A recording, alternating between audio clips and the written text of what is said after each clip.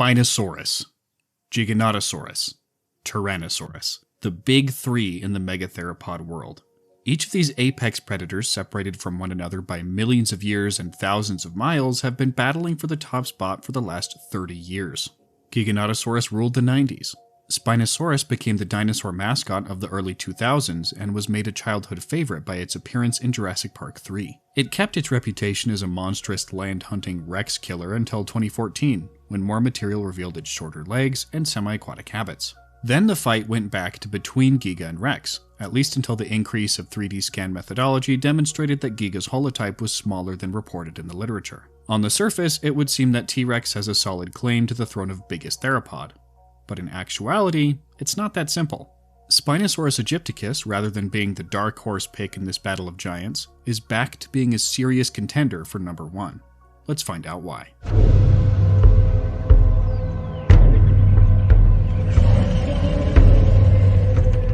First, to set the stage. Anyone who's seen my videos is fully aware that I am firmly in Camp Tyrannosaurus. I've spent more time researching Tyrannosaurs than any other animal group, and I typically place Tyrannosaurus at first place in my annual megatheropod roundups. You can check out the most recent edition here after this video.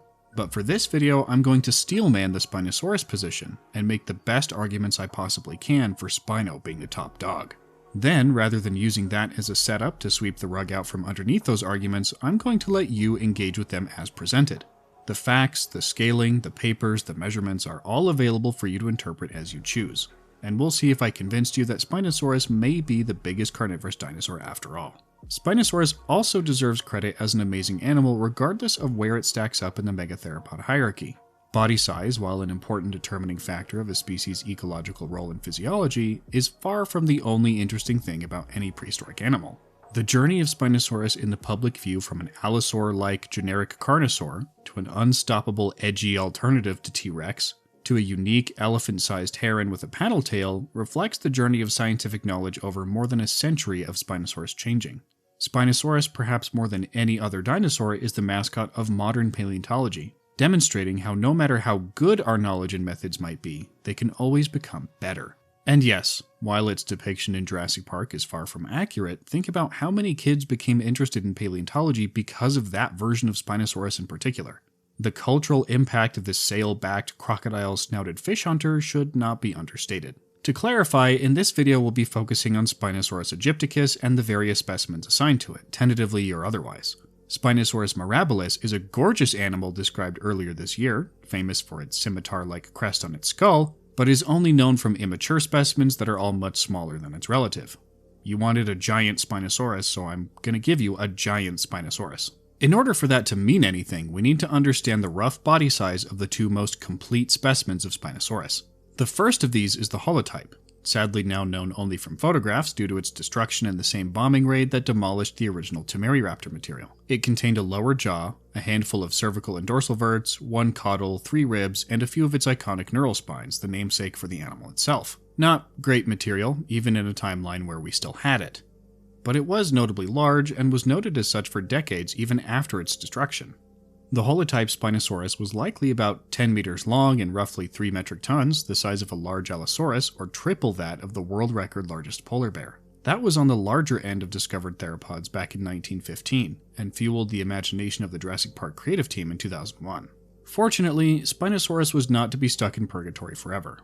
A 2014 paper unveiled another specimen, dubbed the neotype, that preserved additional material from the skull, neck, sail, hands, and pelvis and legs, along with a paddle tail described in 2020. The neotype, combined with the holotype, helped us develop a much better understanding of how Spinosaurus was built. It appeared to be a squat, elongated wader that spent significant portions of its time in the water hunting large fish. A 2010 isotopic study supported its semiaquatic habits, with their oxygen isotopes in their bones having ratios more similar to those of crocodiles and hippos than big land-dwelling theropods like Tyrannosaurs or Giganotosaurus. Studies on its swimming ability go back and forth, with one camp consistently arguing for an extremely lightweight animal that was too buoyant to dive, giving it the density of flying birds today. The other points out the high density of the neotype's femurs and suggests a crocodilian density is more appropriate. I personally think the more dense spino that could slowly swim but usually ambushed fish in the shallows makes the most sense, especially given biomechanical studies demonstrating how quickly it could strike.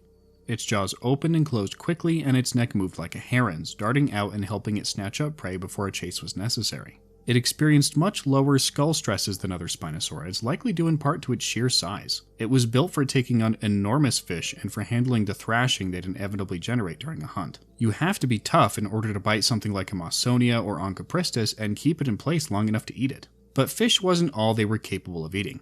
A 2026 study phrased it like this: the Spinosaurid feeding apparatus was well suited for quickly striking and creating deep punctures, but not cutting flesh or durophagy. The jaws interlocked to secure prey and move it deeper into the mouth. The Baryonychines probably did little oral processing, yet Spinosaurians could have processed relatively large vertebrates. Overall, there is no indication that Spinosaurids were restricted to fish or small aquatic prey.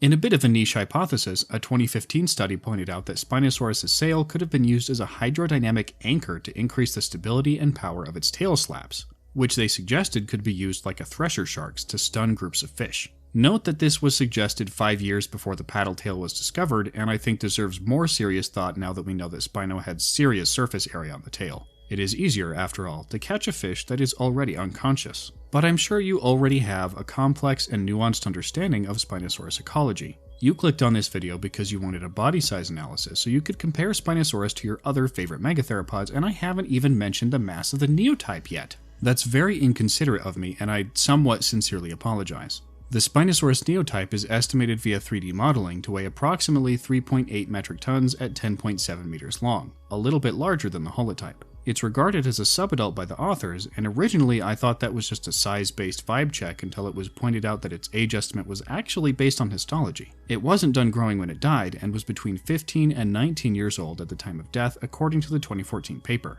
Now, I know what you're thinking. Big theropod not fully grown? Surely that means that there are other fragmentary specimens more than twice the size, right? We all have to go through our projected adult growth curve phase sometime after all. Well, in this case, we actually do have multiple poorly preserved specimens that dwarf the holotype and the neotype. The kaiju Spinosaurus that dominated dinosaur documentaries in the early 2010s had to come from somewhere, and we all know that documentaries never make up specimens for the sake of sensationalism.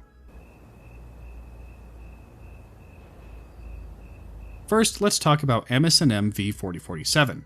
It's an isolated rostrum, or front part of the snout, described in 2005 by Cristiano Dal Sasso and his team. It was found in the 70s in the Kem Formation and doesn't actually overlap with the holotype of Spinosaurus, which didn't preserve that part of the skull. It's lumped into Spinosaurus more out of tradition and convenience than any rigorous scientific reason, but for our purposes that's just fine. It's clearly Spinosaurian and it's from the same formation that yielded the neotype, so I guess we can call it Spinosaurus proper. At any rate, the thing is huge, with just the preserved portion of the snout nearly a meter long. The paper argued that its owner was a fully grown adult based on the degree of fusion present in the bones, which would loosely line up with the neotype not being fully grown. We potentially could be seeing a growth series. We have a single toe bone of a baby Spinosaurus, MSNM V6894, which my wife said she wants to have as a pet more than anything else in the entire world. I don't blame her, that thing is freaking cute. Past the baby, we've got the holotype and the neotype, in the 10 to 11 meter, 3 to 4 ton range. We have no idea what growth stage the holotype was at, since it was destroyed 80 years ago, but the neotype isn't fully grown. Then we have the specimens in the presumed adult size class, a classification which I will clarify is based on degree of fusion vibes, of which MSNM V4047 is a member. 4047 in particular is typically estimated at 14.6 to 15.6 meters long, with a hip height of 2.57 meters and body mass of 8.5 to 9.9 tons, depending on the density and reconstruction used. As you may have gathered, it is not the only gigantic Spinosaurian specimen. NHMUK R16421 is just as big, and it actually overlaps with the original Spinosaurus holotype, making its referral to the genus much more confident. Again, its mass varies depending on the reconstruction given the fragmentary source material and how filling in the gaps can be subjective. But even with that, the NHMUK denary should belong to an animal in the 15 meter range, with a hip height roughly at 2.7 meters and mass of 9.3 tons. Again, those are very rough and very flexible numbers, but it is interesting that we have two fragmentary Spinosaurian specimens that correspond to 9+ ton animals. Except we have three. Kind of. Remember, I'm supposed to be steel-manning this, so I'm including specimens that I would usually ignore when talking about serious or plausible scaling. OPH2318 is a foot. Well, it's a toe. Well, it's half of a toe. But it's a really big half a toe, so back off. The 2025 paper that included its description remarked that it was very similar morphologically to, and 145% the size of, the same bone in the Spinosaurus aegyptiacus neotype, making it comparable in size to MSNM V4047. So we're looking at a trio of 14 to 15 meter, 8.5 to 9.5 plus ton Spinosaurian specimens, at least two of which can be pretty confidently referred to Spinosaurus, and the third technically can't, but still supports the idea of giant Spinosaurians. But is that enough to really give it an edge over the other megatheropods in the constant size competition? Well, the three big Spinos are all bad material compared to the Giganotosaurus holotype, which is about 70 to 80% complete, but based on the more complete neotype, do seem to be somewhat larger. They're about a ton heavier than Giga or Carc, and the gap between them and most other big Carcharodontosaurs is even wider. They're only slightly smaller than the biggest Zhusheng Tyrannus specimen, Susheng, which appears to be somewhere north of 10 tons. Now that's a dark horse contender right there. I doubt that 10 years ago anybody would have taken you very seriously if you'd said that Zhusheng Tyrannus would have pushed Giganotosaurus out of the big three. Tyrannosaurus rex itself seems to be the only theropod with an apparent significant lead over Spinosaurus when it comes to body mass. Adult specimens range from 9.3 to possibly over 13 tons. But there are two factors that could give Spinosaurus the additional push it needs to steal that number one spot. One, statistics. Specifically, population statistics. I wouldn't say that the biggest Spinosaurus specimens we have are in the same weight class as the biggest Tyrannosaurus specimens, but here's the thing. We've discovered over 100 T-Rex skeletons in various stages of growth, and only a handful of them have histological verification for adulthood. Spinosaurus is much lesser known and already has 3 fragmentary specimens that would be comparable to small T-Rex adults like Trix and big subadults like Devil Rex. If we had the same amount of specimens randomly sampled from each population, who's to say that Spinosaurus wouldn't end up with the bigger animals at the high end? Who's to say they wouldn't be the same size? You could theoretically argue the same for Giganotosaurus, which is known from one good specimen and a denary that's about the same size, although it'd be a weaker case there since the size gap between Giga and adult Rexes is much larger. The other weapon that Spinosaurus has up its long, flowing sleeve is ecology. I've mentioned this before in other videos, but the point still stands. Tyrannosaurus likely grew big because it had to. It was a close combat melee expert and needed to be bulky and powerful in order to wrestle down hadrosaurs and ceratopsians. Size was a direct competitive advantage that helped it survive in a harsh ecosystem. Spinosaurus wasn't adapted for hunting large terrestrial prey based on its relatively weak skull structure compared to other theropods in its size class, but living as a shoreline predator was safer. It could have lived like a cross between a heron and a grizzly bear, living life slowly except for when it struck at prey, fattening up and growing larger in order to discourage competitors from moving in on its part of the river. This relatively low-risk lifestyle allows for a longer life expectancy, aka a longer growth period, letting Spinosaurus develop more mass that helps it overpower gigantic coelacanths and saucegates as well as intimidate rivals. That would be useful against members of its own species as well as to ward off ambitious Carcharodontosaurus that were more naturally adapted to fighting. So, to sum up, we know that the neotype wasn't fully grown.